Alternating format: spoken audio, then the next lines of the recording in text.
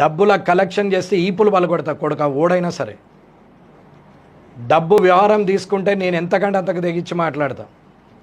నేను రోడ్డు మీదకి వచ్చేదాకా చూసుకుంటే అధికారులకు మంచిది కాదు, అండ్ల వంగ కరప్టెడ్ ఉన్న వాళ్ళకి మంచిది కాదు.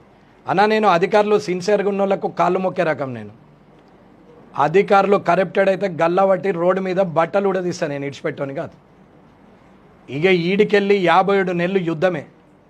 ధైర్యం ఉన్నోడు నిజాయితీ ఉన్నోడే కామారెడ్డిలో పనిచేయాల. ధైర్యం లేదు, నిజాయితీ లేదు, మాతోని కాదు అనుకున్న వాళ్ళు సపరేట్గా వాలంటరీ ట్రాన్స్ఫర్లు చేసుకొని పోండి. స్ట్రైట్ అవే ఇది చెప్తున్నా. నేను జనానికి ఇదే చెప్తున్నా, అధికారులకు ఇదే చెప్తున్నా.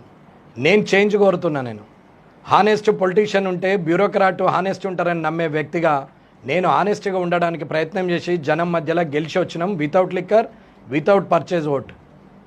కానీ ఇవాళ అది కాకుండా డబ్బులు పెట్టే ప్రయోగాలు చేస్తున్నారు. ఆల్రెడీ కలెక్టరేట్లో చెప్పిన నేను 100 రోజులు టైం ఇస్తున్నాము, ఈ లోపల తప్పులు చేసిన వాళ్ళు సరిదిద్దుకోవాలా, 100 రోజుల తర్వాత నేను స్టార్ట్ చేస్తే వెనక్కి తిరిగి రాను అని చెప్పినాం.